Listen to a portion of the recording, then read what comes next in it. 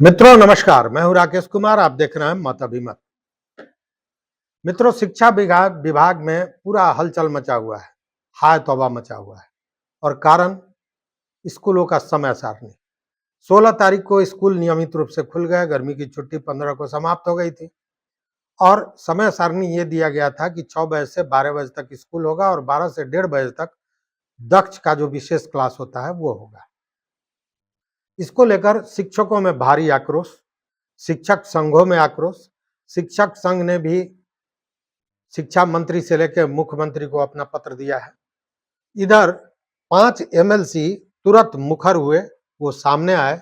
उन लोगों ने के पाठक से लेकर शिक्षा विभाग की बड़ी फजीहत की और शिक्षा मंत्री को भी पत्र लिखा कि जो ये स्कूल टाइमिंग है उसमें सारे कारण को दिया गया, वो उस पर को भी बताएंगे और ये कहा गया कि स्कूल के टाइमिंग में परिवर्तन किया जाए। इसको लेकर यह भी समाचार आया कि उस पर शिक्षा मंत्री सुनील कुमार ने कहा कि चुनाव के बाद इसमें परिवर्तन किया जा सकता है।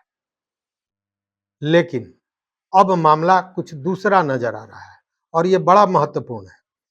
इससे ये लगता है कि शिक्षा विभाग किसी भी स्थिति में समय सारणी में परिवर्तन नहीं करने जा रहा है, या यूं कहे कि शिक्षा विभाग अपने को परिवर्तन करने में सामर्थ्य नहीं है, यह दर्शाकर कोई परिवर्तन नहीं करेगा। मामला क्या है?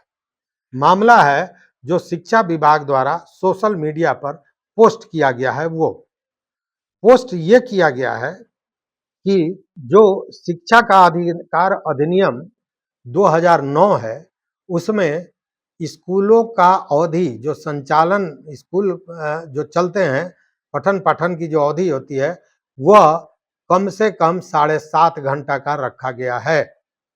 मतलब कि 7.5 घंटे स्कूल चलेंगे।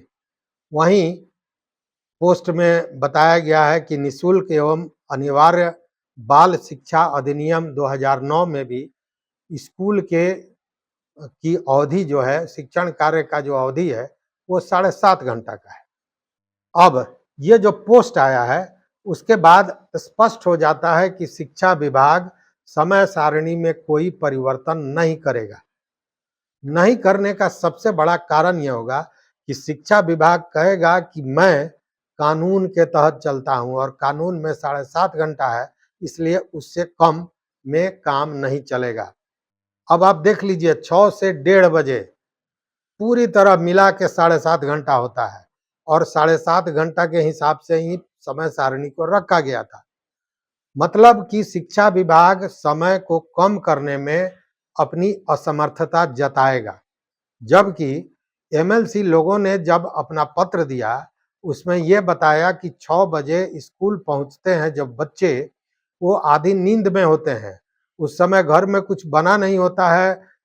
चूंकि 6 बजे स्कूल आने के लिए 5 बजे घर से निकलते हैं, 5:30 बजे निकलते हैं, तो भूखे पेट चले आते हैं। वैसे में पढ़ाई संभव नहीं है, वो नहीं पढ़ पाएंगे।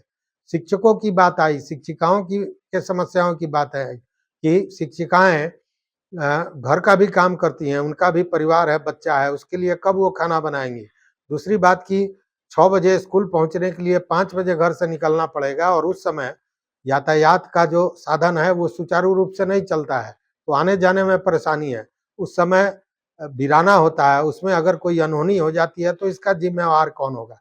इस तरह के कई तर्क दिए गए और तब कहा गया कि समय सारणी को जो 6 से 1:30 बजे है उसको 6:30 से 11:30 कर दिया जाए। और इसी पर शिक्षा मंत्री का की बातें आई थी। समाचार आया कि शिक्षा मंत्री ने कहा कि चुनाव के बाद इसमें परिवर्तन होगा। लेकिन अब शिक्षा विभाग का जो ये सोशल मीडिया पर पोस्ट आया है उसके बाद लगता है कि कोई परिवर्तन नहीं होने जा रहा है। अलबत्ता शिक्षा विभाग ने तो उल्टे ये जो विधान पार्षद हैं उनके पाले में बॉल फेंक दिया। वो किस तरह कि अब अगर समय को घटाना है तो कानून के विरुद्ध तो समय घटेगा नहीं, तो उसके लिए कानून में संशोधन करने की जरूरत है। और कानून में संशोधन कौन करता है? तो विधायिका। मतलब कि अब सदन में यह मामला जाए और विधानसभा में इस कानून में संशोधन करके समय को परिवर्तित किया जाए, उस आधार पर ही शिक्षा विभाग इसमें कोई परिवर्तन कर सकेगा। मतलब कि अब शिक्षा विभाग कानून का हवाला देकर धीरे से पतली गली से निकल लेगा और सारा ठिकरा जो है ये विधायिका पर फोड़ दिया कि अब विधायिका जाने कि कैसे वो संशोधन कराता है और कैसे जो समय सारणी है इसमें परिवर्तन कराता है। तो एक ये बड़ी बात है और इस पोस्ट ने ये स्पष्ट कर दिया है कि लाख हाय तौबा मचा लिया जाए, लेकिन इसमें कोई तत्काल परिवर्तन नहीं होने जा रहा है, चाहे वो शिक्षा मंत्री कहें, चाहे वो मुख्यमंत्री कहें। क्योंकि मुख्यमंत्री ने इसके पूर्व भी समय सारणी को लेकर 4 बार विधानसभा में अपना वक्तव्य दिया था, लेकिन विधानसभा में मुख्यमंत्री के कहने के बावजूद भी शिक्षा विभाग ने उस पर अमल नहीं किया था, ये आप सभी जानते हैं। इसको लेकर बड़ी फजीहत हुई थी नीतीश कुमार की, मुख्यमंत्री की, बहुत फजीहत, लेकिन बावजूद शिक्षा विभाग टस से मस नहीं हुआ था और मुख्यमंत्री की बात को भी नहीं माना था, क्योंकि एसीएस के पाठक हैं, किसी की नहीं मानते।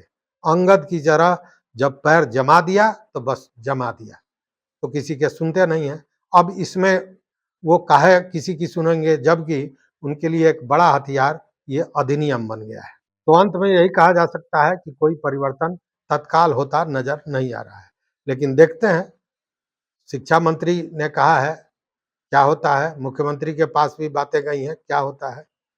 आप देखते रहिए मत अभिमत। चैनल पर नए हो तो निश्चित रूप से सब्सक्राइब कीजिए, लाइक कीजिए, दोस्तों के साथ शेयर कीजिए और अपना विचार जरूर दीजिए। बहुत बहुत धन्यवाद, कोटिशः आभार।